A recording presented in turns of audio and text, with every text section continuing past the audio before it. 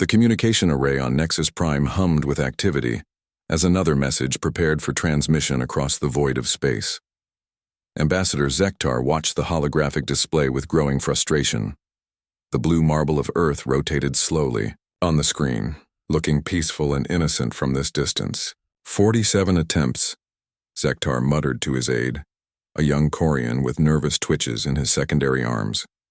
47 diplomatic messages sent to that backwater world, and not a single response. The aide shuffled through his datapad. Perhaps their communication technology is too primitive to receive our transmissions, Ambassador.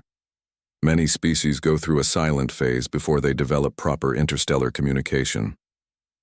Zektar's 4 eyes narrowed. His species, the hegemony, had been the dominant force in galactic politics for over 3,000 years. They had brought hundreds of worlds into the galactic community. Never had they encountered such blatant disrespect. No, Zektar said, his voice carrying the authority of someone who had negotiated with entire civilizations. Our scouts report they have satellites. They have radio signals. They can hear us. They choose not to answer. The communication chamber fell silent except for the steady hum of machinery. Other species ambassadors worked at similar stations throughout the massive space station. The Galactic Council had built Nexus Prime specifically for first contact situations. Its location at the edge of inhabited space made it the perfect meeting point for new civilizations. Sir, the aide said carefully, what if they simply don't understand the importance of joining the galactic community? Their world shows signs of recent industrial development. Perhaps they need more time to mature as a species. Zektar turned away from the display and walked to the massive viewing port. Outside, the stars stretched endlessly in all directions. Somewhere among them were over 10,000 inhabited worlds, all members of the galactic community, all except one stubborn blue planet in a system they called Saul. Time, Zektar repeated. We've given them time. The first message was sent 53 years ago by the Altarians. Simple mathematics and basic scientific principles to prove we were intelligent beings trying to communicate. Nothing. The Valonians tried music 30 years ago. Still nothing. We've sent them art, literature, star maps, and technology blueprints. We've offered them trade agreements, defense pacts, and cultural exchanges. The ambassador's voice grew harder with each word. We've practically begged them to join us, and they respond with silence.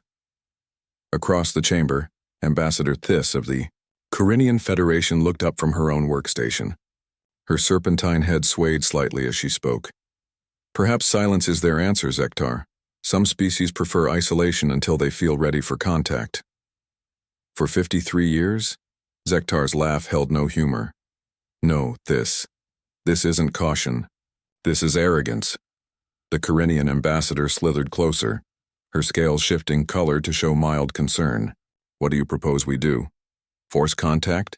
The Galactic Accords specifically forbid aggressive first contact protocols. The Accords assume good faith on both sides, Zektar replied.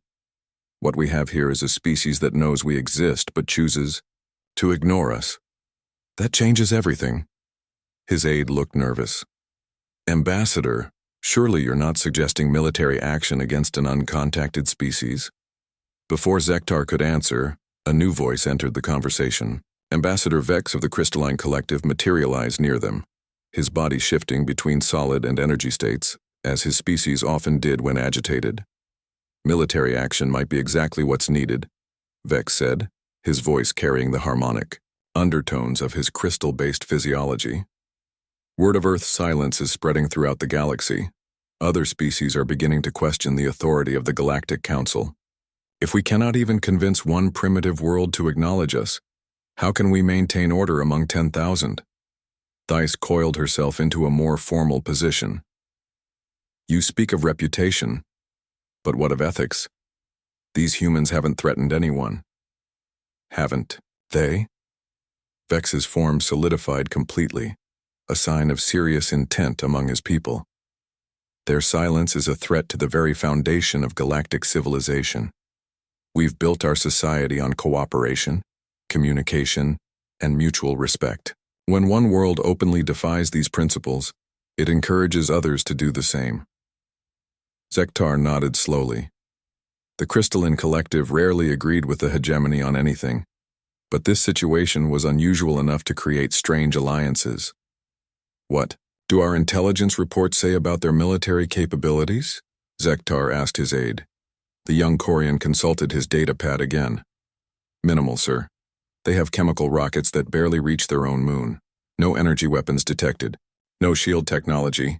Their largest vessels appear to be crude orbital platforms used for scientific research. Population? Approximately 8 billion individuals concentrated on one world. They show signs of internal conflict.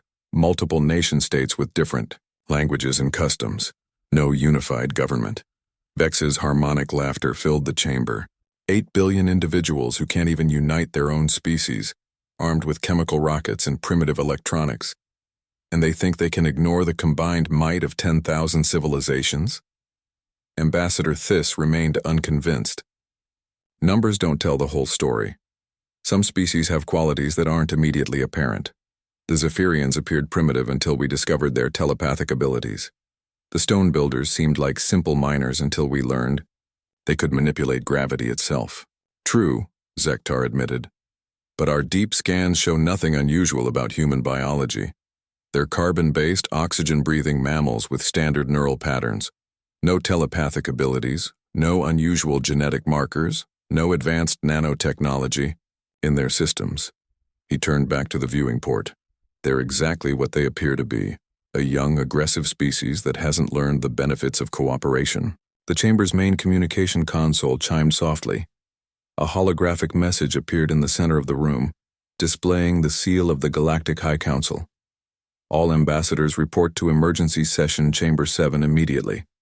The message announced, Priority Alpha. Subject, the Earth Question. Zektar and his colleagues exchanged glances. Priority Alpha meant the highest levels of galactic government were getting involved. The Earth Question had apparently reached the attention of the Council itself. As they moved through the corridors of Nexus Prime toward the emergency session, Zektar's mind raced with possibilities. The station bustled with activity as representatives from dozens of species hurried toward the same destination. He recognized diplomats from the Aquatic Consortium, the Machine Intelligence Network, and even the reclusive shadow dancers. The emergency chamber was a vast amphitheater designed to accommodate the wildly different physiological needs of galactic civilization. Some species required aquatic environments, others needed high radiation zones, and a few existed primarily as energy patterns. The chamber's advanced technology created perfect microenvironments for each delegation.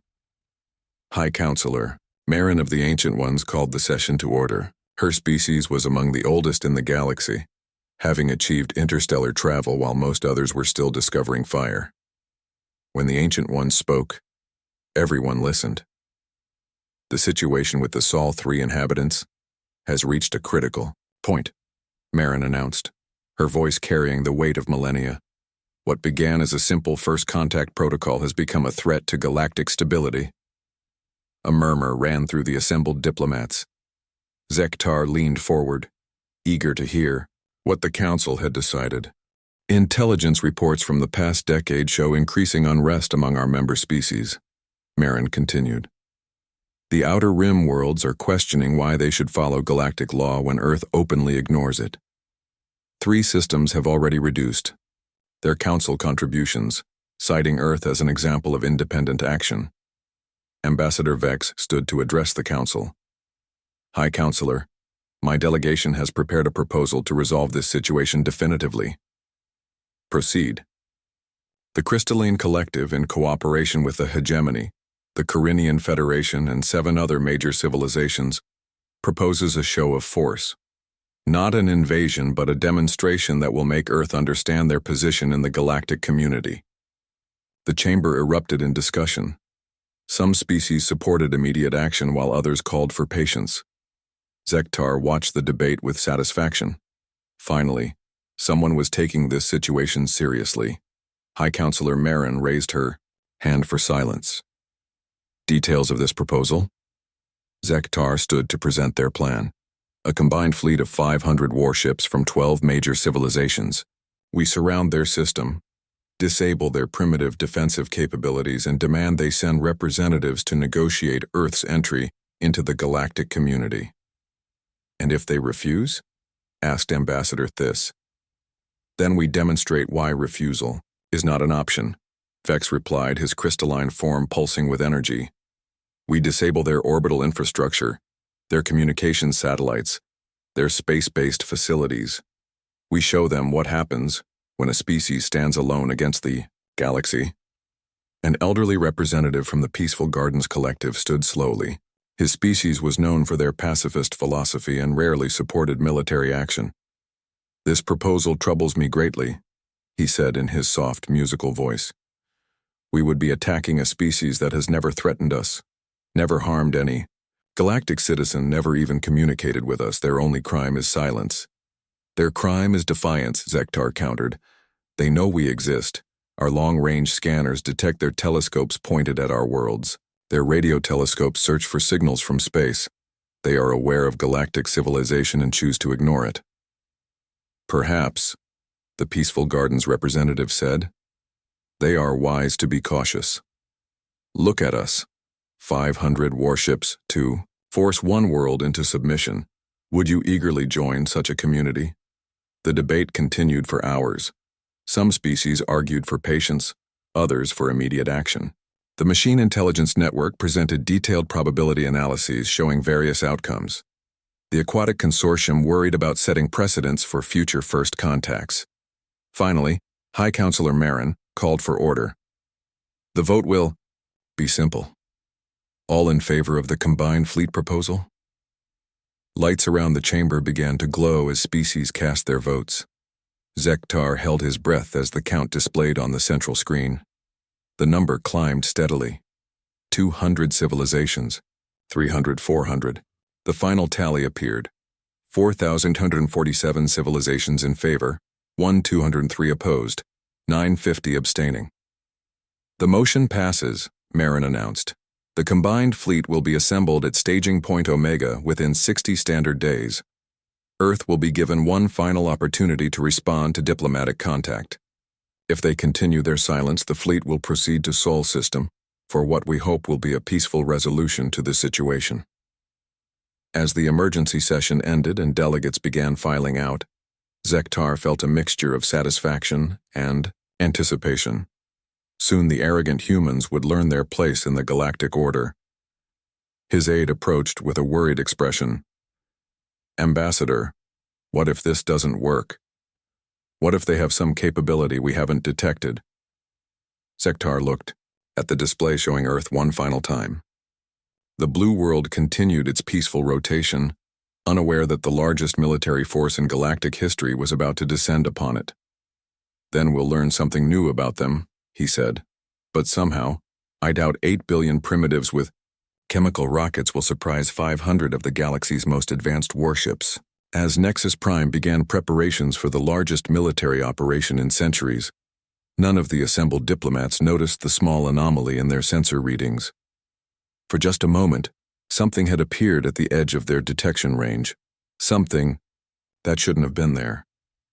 In the depths of space, a single human observation vessel completed its scan of the galactic station and disappeared once again into the darkness, its mission complete. The galaxy was about to discover that Earth's silence had never been about ignorance or arrogance, it had been about patience. 60 days later, staging point Omega buzzed with activity unlike anything seen in galactic history. The ancient asteroid field, converted long ago into a military way station, now hosted the largest fleet ever assembled. 500 warships from 12 different civilizations hung in perfect formation, their combined mass casting shadows across the rocky debris.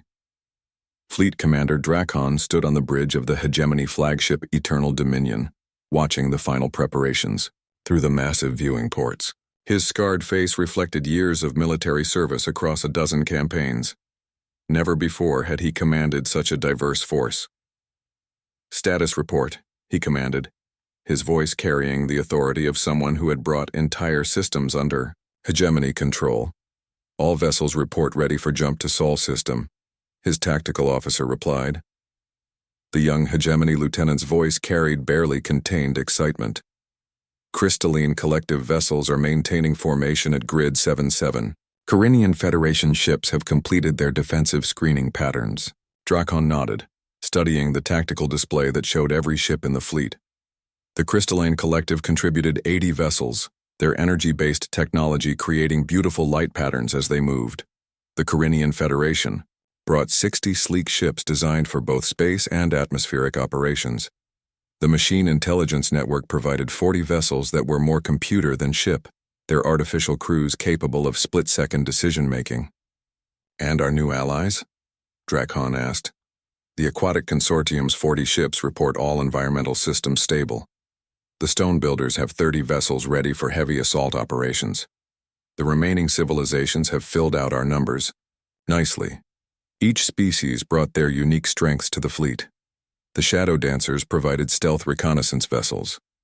The Peaceful Gardens Collective, despite their reluctance to participate, contributed medical and support ships. Even the usually neutral Trade Federation had provided 20 escort vessels. "Sir," the communications officer called out. "Incoming message from High Counselor Marin." The bridge's holographic projector activated, showing the ancient being in her council chambers light years away. Despite the distance, her image appeared crystal clear thanks to quantum communication technology. "Commander Drakon," Marin began, "you are authorized to proceed with Operation Galactic Unity. Remember, this is a show of force, not an invasion. Earth must be given every opportunity to surrender peacefully." "Understood, High Counselor. What are our rules of engagement?" "Disable any defensive installations or vessels that threaten the fleet. Avoid targeting population centers unless absolutely necessary. Your primary objective is to force Earth to send diplomatic representatives to negotiate their entry into the galactic community." Drakon saluted in the traditional hegemony manner. "It will be done." The communication ended, leaving the bridge in contemplative silence. Around them, the asteroid field continued its ancient rotation, while 500 warships prepared to make history. "All ships report jump calculations complete," the navigation officer announced. "Very well," Drakon said, settling into his command chair. "Open a channel to all vessels." The communication system connected him to every ship in the fleet. 500 bridges across 12 different species received his transmission simultaneously. "This is Fleet Commander Drakon to all vessels. Today we make history. For the first time in galactic civilization, we move as one united force to bring a defiant world into our community. Earth has chosen silence over cooperation. We will show them the consequences of that choice." He paused, looking out at the assembled fleet one final time. "Remember, we are not conquerors today. We are teachers. Earth will learn that no world stands alone in this galaxy. All vessels prepare for hyperspace jump." The asteroid field filled with brilliant light as 500 ships activated their faster-than-light drives. The jump to Saul system would take 6 hours, time enough for final preparations and one last review of intelligence data. In his private quarters, Drakon studied the reports on human capabilities. Every major intelligence service in the galaxy had contributed data over the past 50 years. The picture they painted was almost laughably primitive.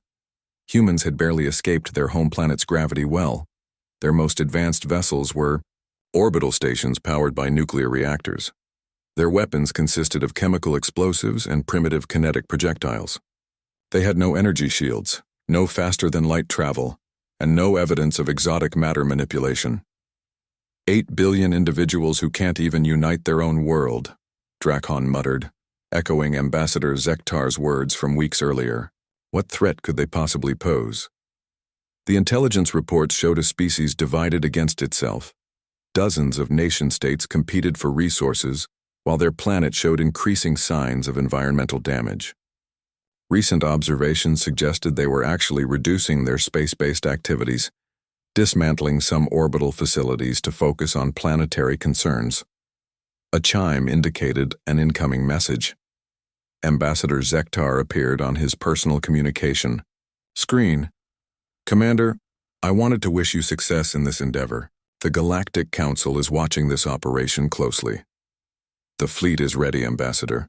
Earth will be given one final chance to respond diplomatically before we demonstrate galactic resolve. Zektar's 4 eyes showed satisfaction. Excellent. Intelligence suggests their leadership is completely unaware of our approach. They have no long-range detection systems capable of spotting our fleet until we arrive in their system. That will make things simpler. Surprise has always been a valuable military asset. Indeed. One more thing, Commander. Our psychological profiles suggest humans respond well to overwhelming displays of power. They appear to respect strength above all else. A show of force should bring them to negotiations quickly. After the communication ended, Drakhan returned to studying tactical displays. The Sol system was remarkably simple. 1 star, 8 planets, and various asteroid belts. Earth occupied the 3rd orbital position, with 1 large natural satellite. Their moon showed signs of minor industrial activity, probably mining operations, or research facilities. The plan was straightforward. The fleet would emerge from hyperspace at the system's edge, then proceed inward in full battle formation. Earth's primitive sensors would detect them long before they reached the inner planets, giving humanity time to realize the futility of resistance. "Sir," his tactical officer called out, "we're receiving final intelligence updates from our reconnaissance drones. Display them." The tactical screen showed updated scans of Earth and its immediate vicinity. Several space stations orbited the planet, along with numerous satellites for communication and observation. The moon showed increased activity around what appeared to be mining facilities. Nothing unexpected, Drakhan noted. No hidden installations, no evidence of advanced technology. This should be a very short campaign. The hyperspace jump continued smoothly. Around the fleet, stars shifted into streamers of light as they traveled faster than the speed of light itself. The various species' technologies worked in harmony, maintaining formation despite the incredible distances involved. 4 hours into the jump, Drakhan was reviewing surrender protocols when his sensor officer made an unusual report. "Sir, we're detecting some anomalous readings from long-range sensors." "Explain." "Brief energy signatures at the edge of our detection range. They appear for moments, then disappear completely. Could be natural phenomena. Sometimes hyperspace creates unusual readings." Drakhan frowned. "Show me the patterns." The sensor data appeared on his screen, showing scattered blips of energy across a wide area. They seemed random, but something about their distribution bothered him. Could they be ships? "Highly unlikely, sir. No known technology can track vessels in hyperspace, and the energy signatures don't match any civilization in our databases. Keep monitoring. I want to know if those readings change." 2 hours later, the readings had stopped entirely. The sensor officer reported clear space in all directions as they approached the Sol system. 30 minutes to emergence, the navigation officer announced. Drakhan activated fleet communications once more. "All vessels, final approach begins in 30 minutes. Maintain battle formation Alpha 7 upon emergence. Expect primitive orbital defenses. All ships are cleared to disable any installations that could threaten civilian populations."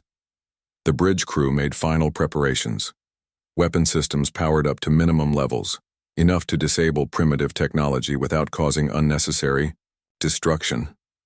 Shield generators hummed to life across the fleet. Each ship ran final diagnostics on their faster-than-light communication systems. "Sir," the communications officer said, "we're ready to transmit the final diplomatic message to Earth as soon as we emerge." "Good. They'll have one chance to respond before we demonstrate galactic resolve. Emergence in 10 minutes. Navigation." Announced. Drakhan gripped his command chair as the fleet prepared to make history.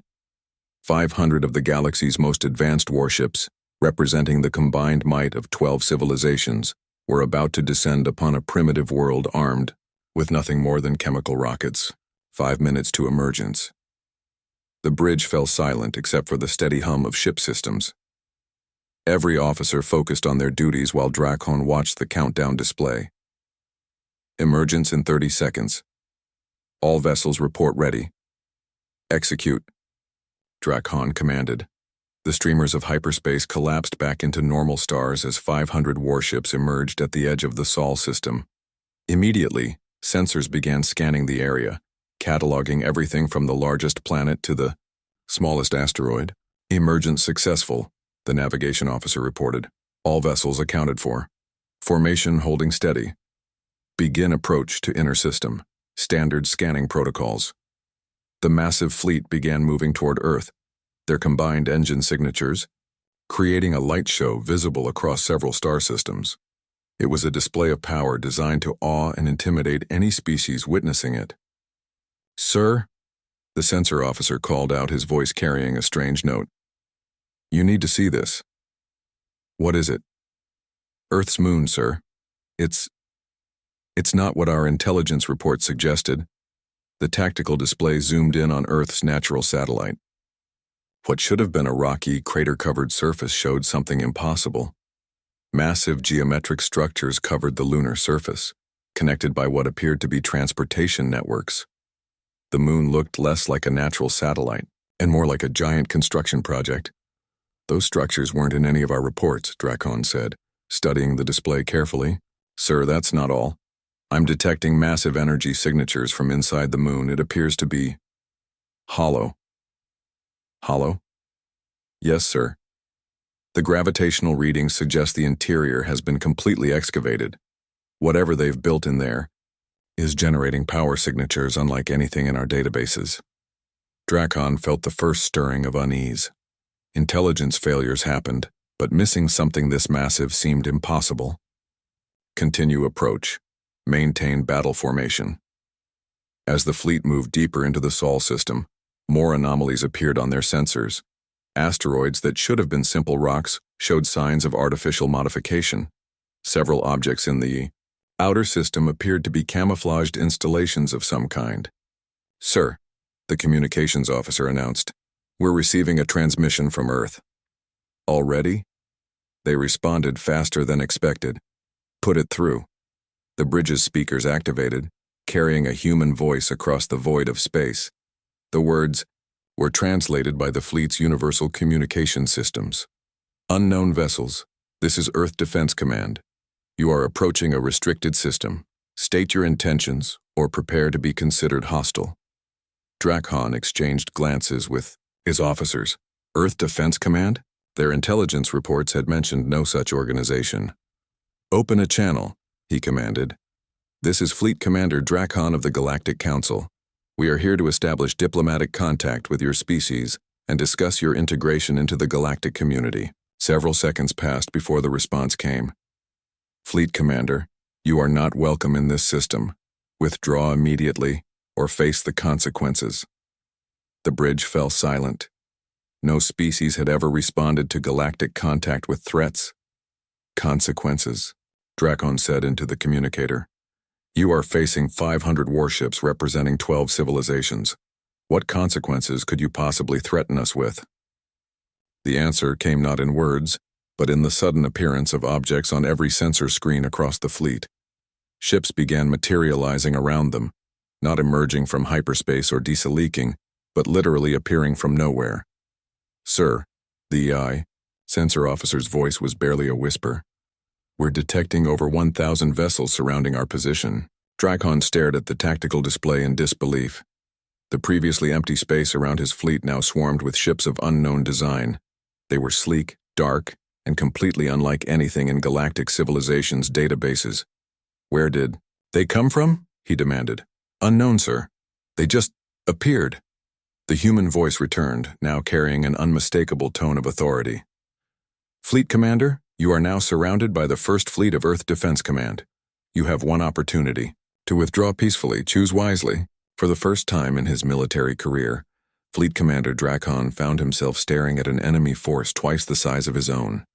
An enemy that had somehow hidden over 1,000 warships from the most advanced sensors in the galaxy. An enemy that had been waiting for them. Admiral Chen stood on the bridge of the UES Defiance, watching the galactic fleet through her command displays. Around her, Earth's First Fleet maintained perfect formation. Over 1,000 warships that had materialized from seemingly empty space to surround the invaders. "Status report," she commanded. her voice calm despite the historic moment unfolding around them.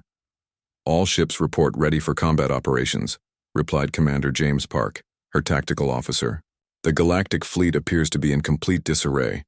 Multiple ships are powering weapons and shields, but they're not coordinating their movements." Sarah nodded, studying the alien vessels through her displays. Intelligence had prepared her for this moment, but seeing 500 alien warships in person was still remarkable. Each ship represented a different alien civilization, with wildly different designs and technologies. "Communications. Patch me through to the Galactic Fleet Commander. Full broadcast." "Channel open, Admiral." Sarah activated the ship-wide communication system. Her words would reach not only the alien fleet but every human vessel in the system and monitoring stations throughout Earth's growing interstellar network. "This is Admiral Sarah Chen, commanding the First Fleet of Earth Defense Command. Fleet Commander Drakon, you seem surprised by our presence. Allow me to explain." She paused, watching the tactical displays as alien ships continued their confused movements. Some were trying to form defensive formations while others appeared to be calculating jump coordinates for a hasty retreat. "For 53 years, your Galactic Council has sent us messages, diplomatic overtures, trade agreements, invitations to join your community. You interpreted our silence as ignorance or arrogance. You were wrong on both counts." The bridge crew around her worked quietly at their stations. Unlike the visible panic aboard many of the alien ships, Earth's vessels maintained perfect coordination. Every human captain knew exactly what to do. We heard every message. We analyzed every transmission. We studied every piece of data you unknowingly sent us about your civilizations, your technologies, your military capabilities, and your weaknesses. Sarah walked to the main viewing port, where the alien fleet hung in space like trapped insects. "You see, Commander, silence was never about rejecting your invitation. Silence was about preparation." Commander Park reported quietly, "3 alien vessels are attempting to charge weapon systems. Should we respond?" "Negative. Continue monitoring. If they actually fire, disable them immediately." Sarah returned to the communication channel. "Perhaps you're wondering how over 1,000 human vessels appeared around your fleet without being detected. The answer is simple. We learned from you." She activated a secondary display showing technical readouts. 43 years ago, your crystalline collective sent us detailed information about energy-based matter conversion. You thought you were demonstrating peaceful technology. We weaponized it. On cue, 50 human ships briefly flickered out of existence before reappearing in different positions. The demonstration sent shockwaves through the alien fleet as their sensors registered the impossible movement. 38 years ago, the Carinian Federation transmitted specifications for adaptive camouflage systems. Again, peaceful intentions on your part. We improved upon your design and created true invisibility. Another group of human ships vanished completely, only to reappear moments later in new formations. The alien fleet's confusion was evident as they tried to track vessels that could literally disappear at will. 29 years ago, the Machine Intelligence Network shared computational algorithms for coordinated decision-making. We combined their artificial intelligence concepts with human intuition and created something your galaxy has never seen. A true hive-mind network connecting our entire fleet. The demonstration continued as human ships moved in perfect synchronization. Where the alien fleet showed individual ship behaviors and communication delays, Earth's vessels operated as a single organism with thousands of parts. Commander Park leaned closer to Sarah's chair. "Admiral, we're receiving panicked communications between alien ships. Several are requesting permission to withdraw. Their commanders seem to be realizing they're outmatched. Let them talk. Fear is an excellent teacher." Sarah reactivated the general communication channel. "Commander Drakon, you brought 500 warships to intimidate what you thought was a primitive world. Let me show you what human primitives have accomplished." The tactical display shifted to show the Sol system from a wider perspective. What had appeared to be empty space suddenly revealed the true scope of Earth's preparations. Hundreds of additional ships decloaked throughout the system. Asteroid mining facilities revealed themselves to be armed battle stations. What the aliens had thought was increased lunar mining activity was actually the largest shipyard in galactic history. Earth's moon has been completely converted into a military production facility, Sarah continued. Every day for the past 30 years, we've been building ships, training crews, and preparing for this moment. The 1,000 vessels you see around you are just our first fleet. We have 2 more just like it. The silence from the alien fleet was deafening. Sarah could see on her displays that many of their ships had stopped moving entirely, their crews apparently paralyzed by the revelation. But technology is only part of our preparation, Commander. We also studied your politics, your history, your cultures. We know about the hegemony's expansion wars. We know about the crystalline collective's resource conflicts. We know which of your species are allies and which are simply tolerating each other. She activated another display showing detailed intelligence files. We know about your supply lines, your manufacturing capabilities, your population centers, and your military doctrines. While you've been comfortable in your established galaxy, we've been learning everything about you. Commander Park reported. Admiral, the stone builder vessels are attempting to form a defensive formation, but the Carinian ships are blocking their movement paths. It appears their coordination is breaking down. Exactly as predicted, continue monitoring. Sarah's voice remained calm as she continued the revelation. You see, Commander, while your species have grown comfortable with established patterns of warfare, we humans have been forced to evolve. Our entire history is one of conflict, adaptation, and survival. When we finally reached the stars, we brought those lessons with us. The main display showed human ships conducting what appeared to be routine maneuvers, but Sarah knew the alien commanders would recognize advanced tactical formations that shouldn't exist. Your intelligence reports described us as divided and aggressive. You were half right. We are aggressive. But you misunderstood our divisions. What you interpreted as weakness was actually our greatest strength. She paused for effect. Every human culture, every nation, every military tradition contributed to our preparation. We combined Chinese strategic thinking with American technological innovation. We merged Russian endurance with German precision. We unified Japanese discipline with British adaptability. The tactical officer reported, several alien vessels are now requesting direct communication with their home governments. It appears they want instructions on how to proceed. Jam their long-range communications. This conversation stays in this system until we're finished. Sarah returned to the communication channel. You're probably wondering about our intentions. Commander, are we going to destroy your fleet? Invade your worlds? Demand your surrender? She walked back to the viewing port, looking out at the confused alien vessels. None of the above. We're going to do something your galaxy apparently hasn't seen in a very long time. We're going to negotiate from a position of strength. The display shifted to show diplomatic protocols. Earth is prepared to join your galactic community, but not as supplicants begging for acceptance. We'll join as equals, with representation proportional to our capabilities rather than our newcomer status. Commander Park whispered, Admiral, we're detecting energy buildups in approximately 20 alien vessels. They appear to be preparing some kind of coordinated attack. Sarah nodded calmly. Defensive pattern Omega. Target their weapon systems only. Disable, don't destroy. In seconds, Earth's fleet shifted into combat formation. The movement was so smooth and coordinated that it looked like a single organism changing shape. Before the alien ships could complete their attack preparations, precisely targeted energy beams disabled their weapon systems without harming their crews. That was a demonstration of restraint, Commander, Sarah announced.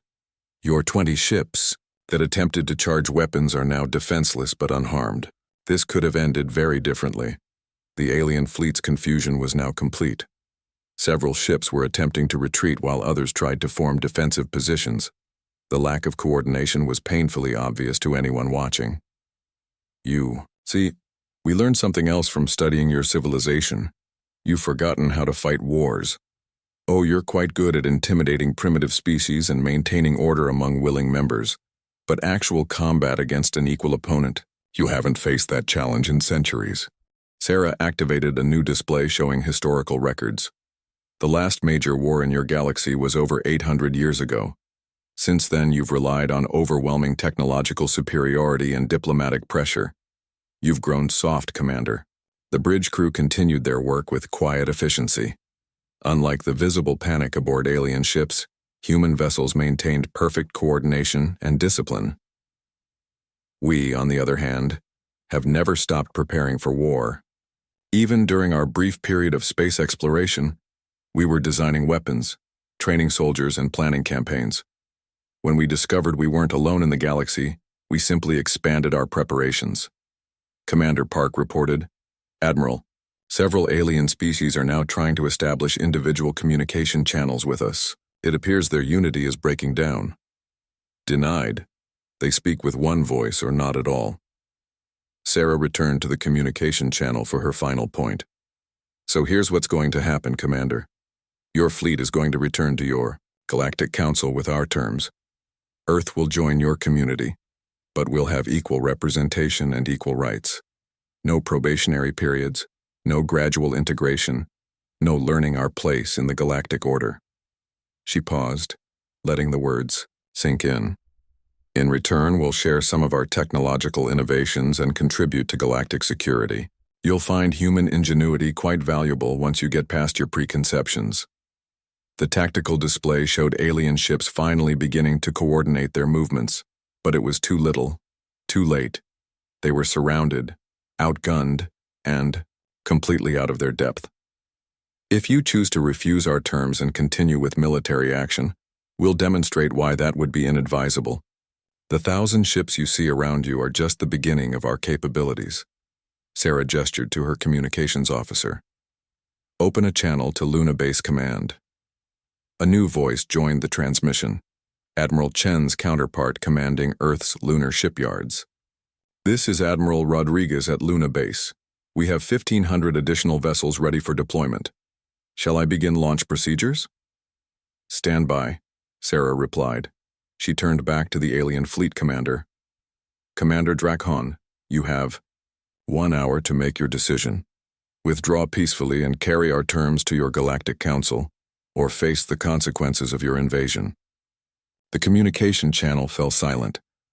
Around them, space held its breath as two civilizations faced each other across the void. The galaxy's established order had just received its first real challenge in nearly 1,000 years, and humanity was just getting started. The negotiation chamber aboard the neutral vessel.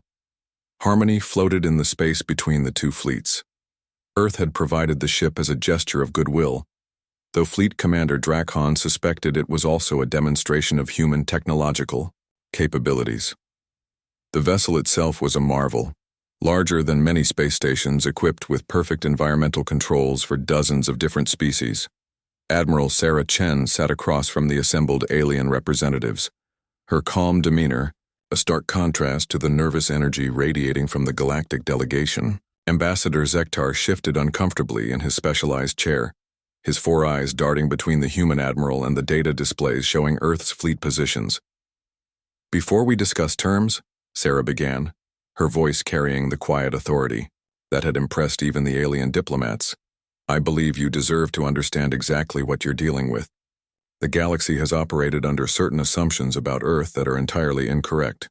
She activated a holographic display in the center of the chamber. The image showed Earth as it appeared from space, a blue marble dotted with clouds and continents. "You assumed we were primitive because we didn't respond to your communications.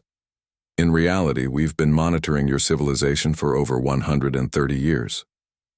The image shifted to show historical footage, humans with early telescopes, then radio telescopes, then more advanced scanning equipment. Ambassador Vex, his crystalline form pulsing with agitation, spoke up. "Impossible. Our first contact with your system was only 53 years ago." Sarah smiled. "Your first official contact, yes. But we detected your civilization long before that. The first human observation of artificial energy signatures from the direction of your core worlds occurred in 1887, by your calendar. We've been watching you ever since." The holographic display showed a timeline of human space observation. The progression was remarkable, from simple optical telescopes to radio arrays to detection equipment that apparently rivaled anything in the galaxy. By 1952, we had identified over 40 different alien civilizations.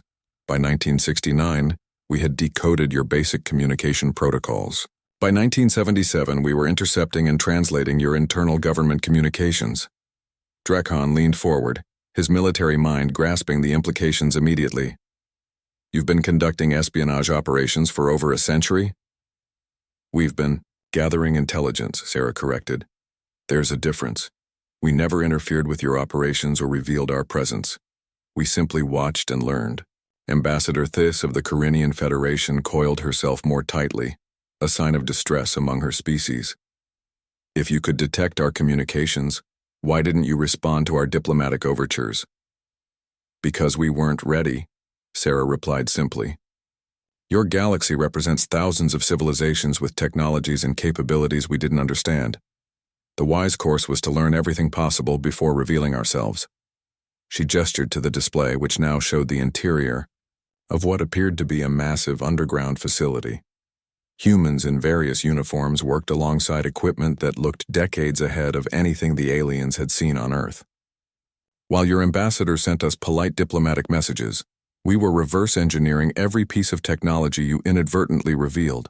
Energy weapon signatures, shield resonance frequencies, faster-than-light drive principles. Every communication you sent taught us something new. The alien delegation exchanged nervous glances. The implications were staggering. Humanity had spent over 50 years analyzing and improving upon galactic technology while pretending to be primitive. But reverse engineering is only part of the story, Sarah continued. We also conducted direct observation missions. The display shifted to show what appeared to be aliens going about their daily business in various galactic locations.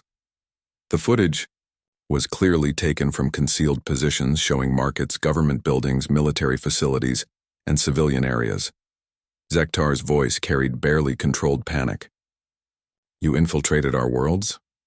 We gathered first-hand intelligence, Sarah said. Every major government in the galaxy has unknowingly hosted human observers for decades. Your security services never detected us because you weren't looking for us. She activated a new section of the display showing human agents using advanced disguise technology. The transformations were remarkable, humans appearing as perfect duplicates of various alien species. Adaptive biological camouflage, Sarah explained. We learned the principles from studying your own shape-shifting species, then improved upon them. A human agent can spend years living among your populations without detection. Commander Drakon felt his military confidence crumbling. How many agents do you have in place? Classified, Sarah replied with a slight smile. But I will tell you that we have detailed intelligence on every aspect of galactic civilization. Political structures, military capabilities, economic systems, technological developments, cultural practices. We know more about your individual species than you know about each other. The display showed a complex web of information. Star charts marking every major military installation in the galaxy, detailed profiles of political leaders, economic data from hundreds of worlds, and technological specifications for equipment that was supposedly secret. Ambassador Vex's crystalline form began shifting between solid and energy states, a sign of extreme agitation among his species. This is a violation of every galactic law regarding contact with primitive species. We weren't signatories to those laws, Sarah pointed out. And as of today, we're no longer primitive. She stood and walked to the chamber's viewing port, where both fleets were visible in the distance. Which brings us to the current situation. Your Galactic Council decided to send 500 warships to force us into compliance. Did you really think we weren't prepared for that possibility? The display shifted to show strategic analysis charts. We've been planning for potential military conflict with galactic civilization for 40 years. Every ship design, every weapon, system, every tactical doctrine you possess has been analyzed and countered. Drakon studied the charts with growing horror. The humans had identified weaknesses in galactic military thinking that his own strategists had never considered. Your civilizations have grown comfortable with technological superiority over primitive species, Sarah continued. You've forgotten how to fight against equals. Worse, you've forgotten how to innovate under pressure. The display showed comparative analysis between human and galactic military doctrines. The differences were striking. Where galactic forces relied on established patterns and overwhelming firepower, human strategies emphasized adaptation, deception, and precision strikes. Take your current fleet composition, Sarah said, gesturing toward the alien vessels visible through the viewing port. 12 different species, each with their own communication protocols, command structures, and tactical preferences. In theory, this represents combined strength. In practice, it's a coordination nightmare. She activated a recording of communications between alien ships during their arrival in the Saul system. The confusion and contradictory orders were painfully obvious to anyone listening. Your fleet commanders couldn't agree on basic formation patterns. Your species' natural tendencies toward individual action override your cooperative strategies under stress. We predicted this weakness decades ago. Ambassador, Theiss spoke carefully. You seem to have planned for war rather than peace. We planned for survival, Sarah corrected. When you're outnumbered 10,000 to 1, you don't survive by hoping the other side will be reasonable. You survive by being better prepared than they are. The display showed the true scope of human preparation: hidden bases throughout the Saul system, advanced manufacturing facilities, training centers that had been producing soldiers and officers for decades. Every human child learns about galactic civilization in school, Sarah explained. We've been preparing our species for this contact for 3 generations. While your species assumed we were ignorant primitives, we were building the most advanced military force the galaxy has ever seen. She returned to the conference table and activated a new display showing human technological innovations. You shared your knowledge with us inadvertently. We took that knowledge and improved upon it. Adaptive camouflage became true invisibility. Energy manipulation became matter conversion. Artificial intelligence became collective consciousness. The demonstration showed human technology in action. Ships, phasing in and out of reality. Weapons that bypassed known defensive systems. Coordination that approached telepathic levels of precision. But our greatest advantage isn't technological, Sarah continued. It's psychological. Your species have forgotten what it means to fight for survival. You've grown comfortable, secure in your dominance over less advanced civilizations. She gestured toward the viewing port again. Humans have never forgotten. Our entire history is warfare, competition, and survival against impossible odds. When we finally reached the stars, we brought those instincts with us. Drakon finally found his voice. What do you want from us? Respect, Sarah replied immediately. Your Galactic Council assumed you could force us into submission through superior numbers. That assumption was based on dealing with primitive species who had no choice but to submit. She activated a final display showing the terms of human integration into galactic society. Earth will join your galactic community as an equal partner. We want representation on the Galactic Council proportional to our military and technological capabilities, not our status as a new member. We want access to galactic markets and knowledge exchange on equal terms. Ambassador Zektar studied the terms carefully. And if we refuse? Sarah's expression didn't change, but the temperature in the room seemed to drop several degrees. Then you'll learn why humanity spent 50 years preparing for this moment, instead of 50 years seeking your approval.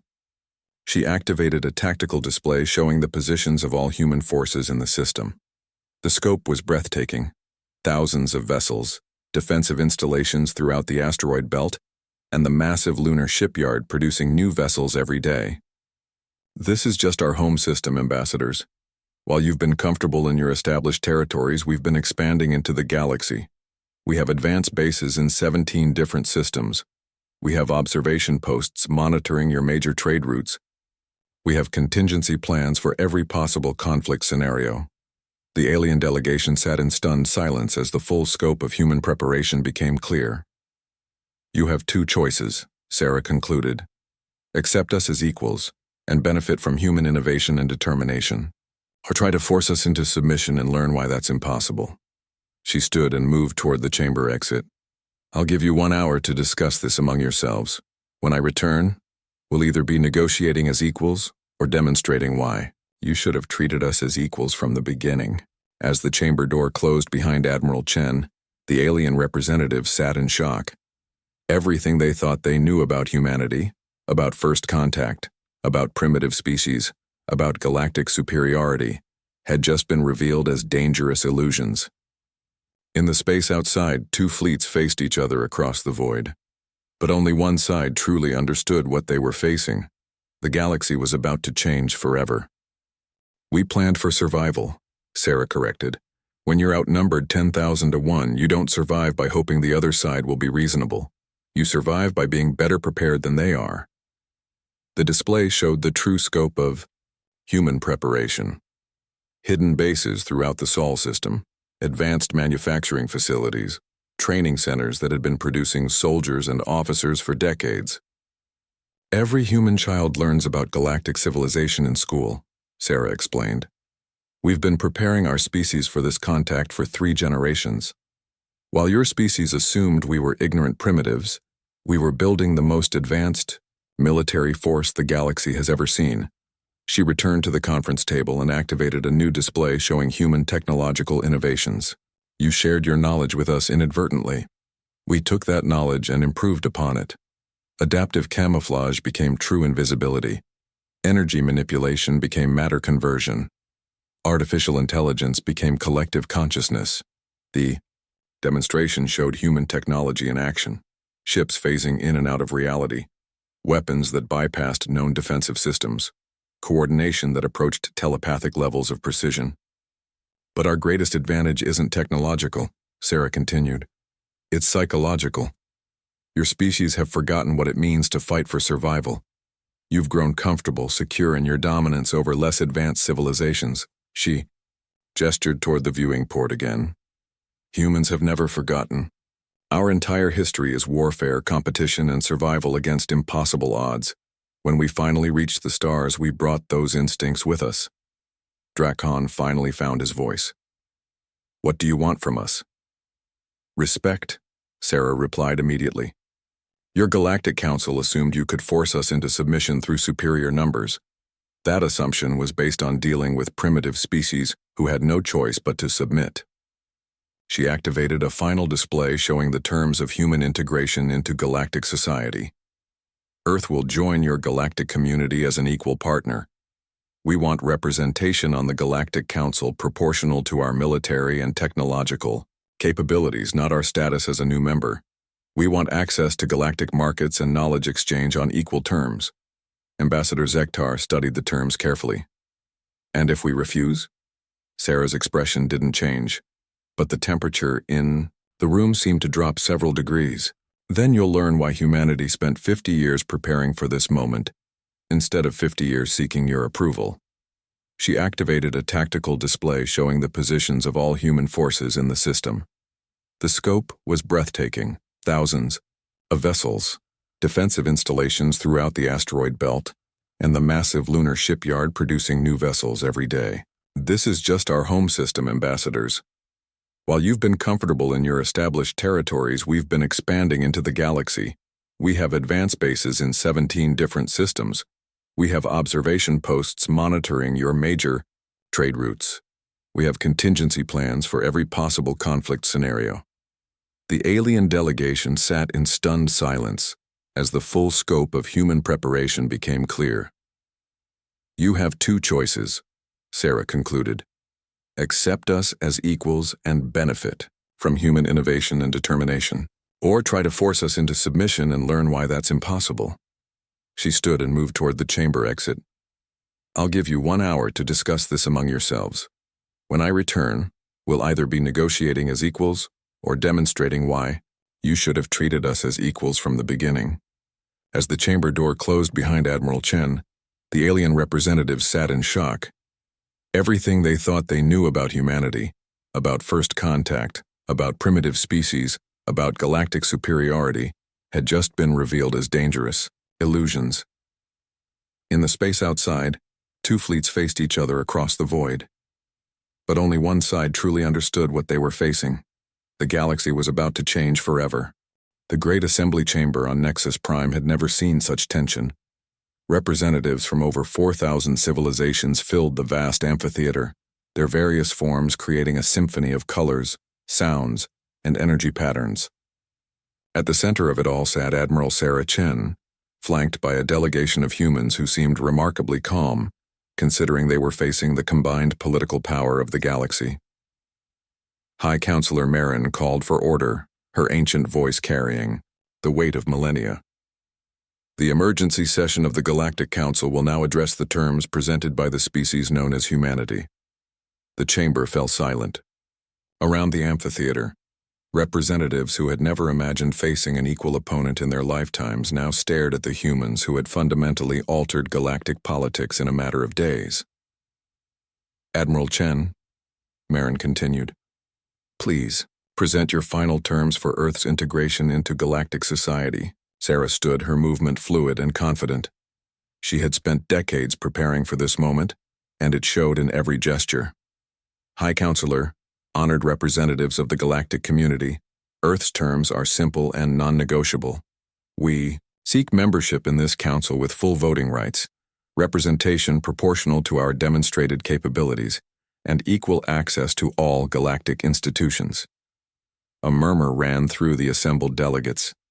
The Outer Rim Coalition's representative, a being resembling a crystalline tree, spoke first. Admiral, your species has been spacefaring for less than a century. Traditional protocol requires new members to undergo a probationary period of at least 200 years. Sarah's smile held no warmth. Traditional protocol assumes new members. Are primitive species grateful for acceptance? As recent events have demonstrated, that assumption no longer applies. She activated a holographic display in the center of the chamber. The image showed the Sol system as it currently existed, transformed beyond recognition from the simple planetary system the galaxy thought they knew. While you debated our worthiness, we built this, Sarah announced. 17 major military installations, 4 shipyards producing vessels that surpass anything in your current fleets, and defensive networks that make our system effectively impregnable. The display shifted to show activity throughout human-controlled space. Ships moved between systems with precision that suggested capabilities far beyond what the galaxy possessed. We also established forward bases in 43 star systems across galactic space. Every major trade route, every strategic system, every choke point in your transportation network is now monitored by human installations. The chamber erupted.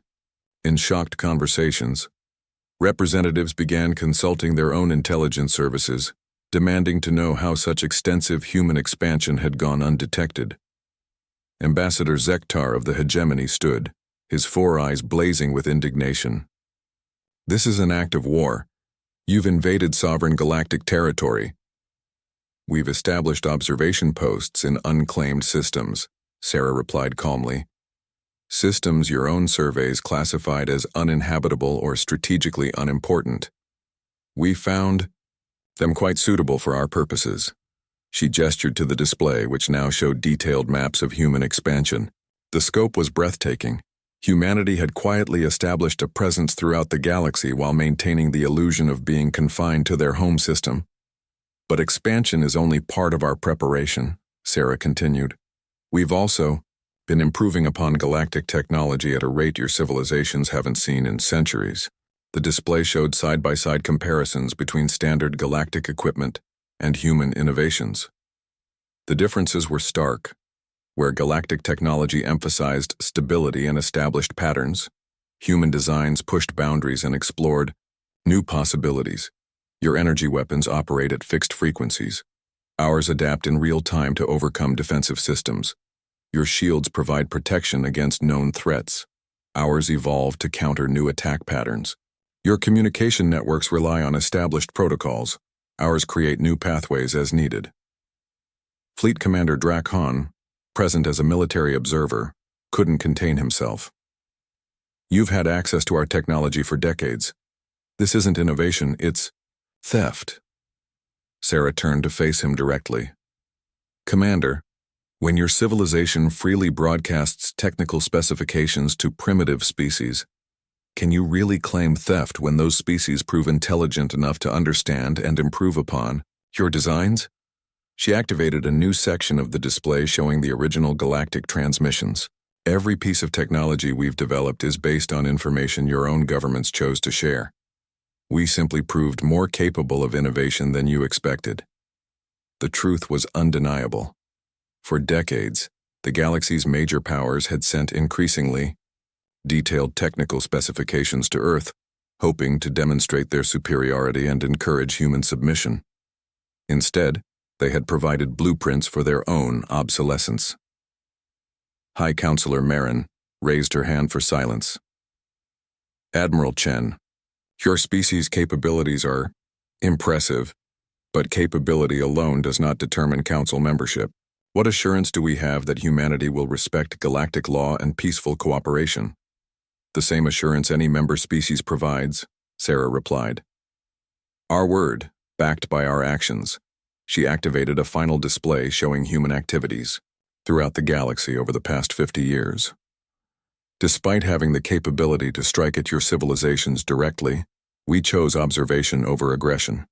Despite having advanced knowledge of your military expedition to our system, we chose to disable rather than destroy your vessels.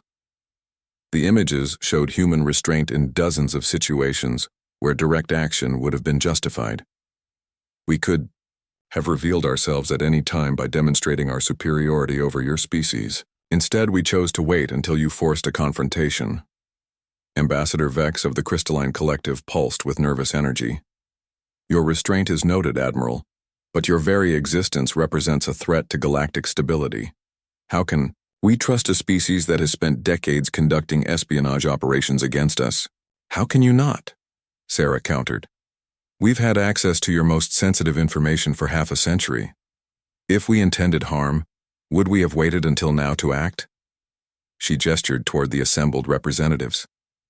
Every government in this chamber has unknowingly employed human agents. We've had access to your military installations, your research facilities, your political discussions. If we were your enemies, this conversation would be pointless. You would already be conquered. The chamber fell silent as the implications sank in. Humanity hadn't just demonstrated superior military capability. They had revealed that galactic security had been an illusion for decades.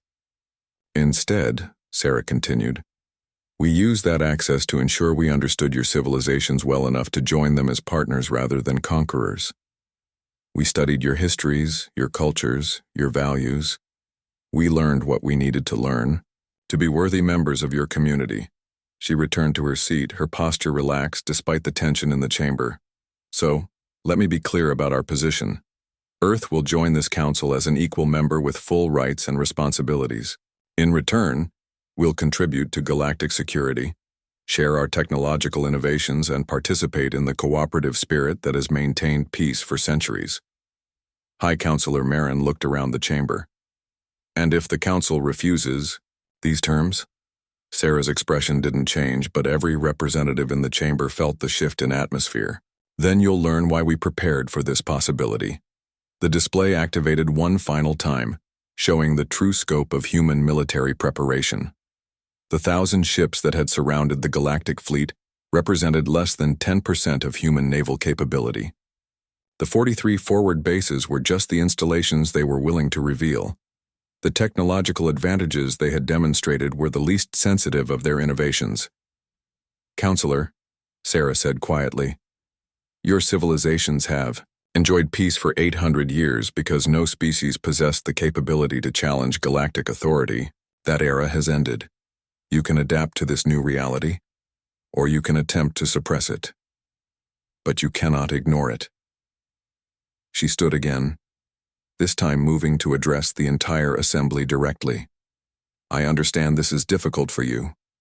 Your species have grown comfortable with established hierarchies and gradual change.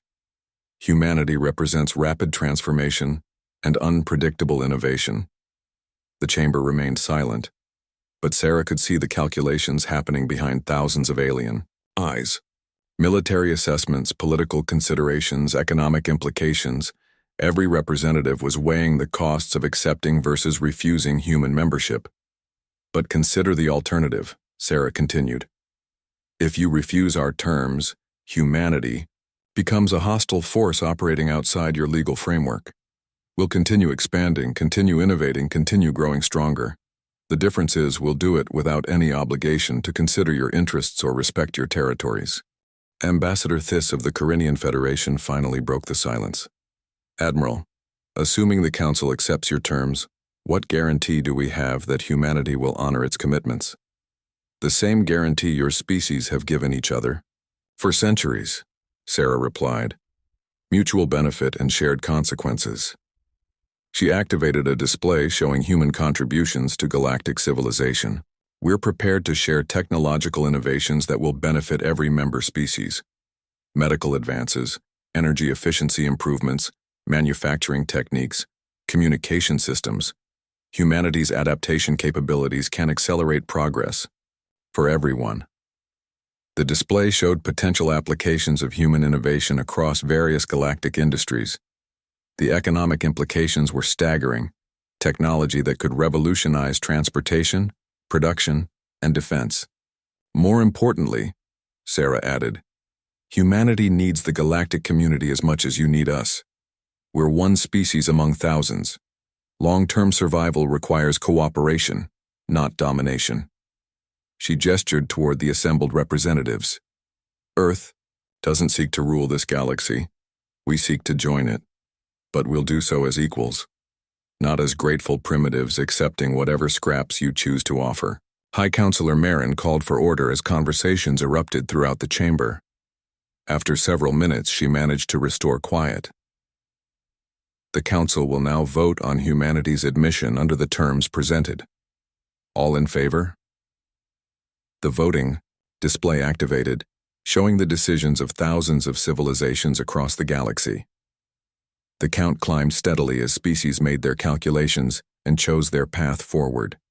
Sarah watched the display with apparent calm, but her heart pounded as the future of human galactic relations was decided by beings who had never imagined facing this choice.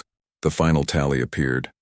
6,247 civilizations in favor, 892 opposed, 1,334 abstaining. The motion passes, Marin announced. Humanity is hereby admitted to the Galactic Council with full membership rights and responsibilities. Sarah nodded respectfully. Thank you, Counselor. Earth looks forward to contributing to galactic peace and prosperity. As the session ended and representatives began filing out, many stopped to introduce themselves to the human delegation. The conversations were cautious but respectful, the beginning of relationships that would reshape galactic politics for generations. 6 months later, Admiral Chen stood on the observation deck of the newly constructed human embassy orbiting Nexus Prime. Through the transparent aluminum windows, she could see ships from dozens of species moving through normal space, a sight that would have been impossible just a year ago. Her aide, Captain Martinez, approached with the daily intelligence summary.